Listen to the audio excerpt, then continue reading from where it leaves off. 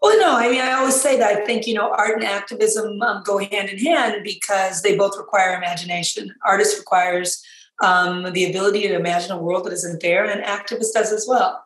And an activist doesn't mean that you are, leading a protest or,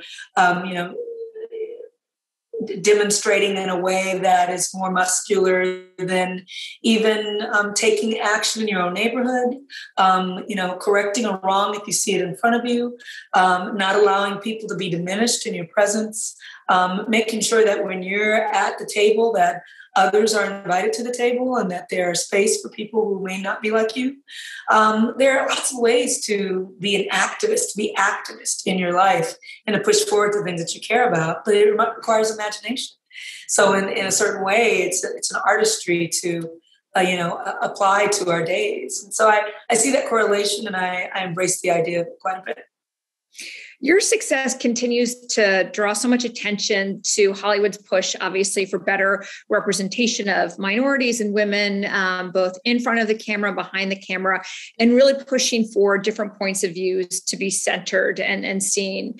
You've described, though, that in order to drive real systemic change, we need to be thinking more broadly, not only about how we reform these systems, but ultimately rebuild them. As you look at this moment in time, do you think that's happening? And how should we be thinking about the rate of progress given how entrenched so many of these challenges are?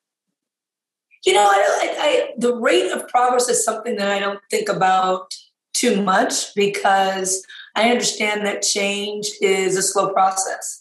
That the freedoms that we enjoy were hard fought generations ago. And that what we fight for now will be enjoyed by people generations from now. And that is what life is about, is trying to make your corner of the world, your corner of your time here a little bit better, not just for yourself, but who comes next. And I think people naturally do that. As human beings, we naturally do that, especially within families, within people that we care about.